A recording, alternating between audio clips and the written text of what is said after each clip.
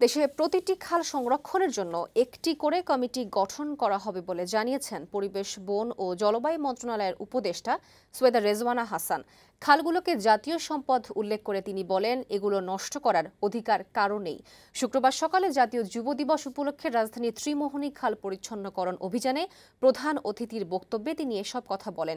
এ সময় যুব ও ক্রীড়া উপদেষ্টা আসিফ মাহমুদ সজীব ভুইয়া বলেন, শুধু লোক দেখানোর জন্যই এই ধরনের কার্যক্রম করলে হবে না। খাল পুনরুদ্ধার এবং পরিচ্ছন্নকরণের কার্যক্রম অব্যাহত থাকবে। এছাড়া খালের দুই পাশে সৌন্দর্য বর্ধন ও গাছ লাগানোর উদ্যোগ নেওয়া হয়েছে বলেও জানান তিনি।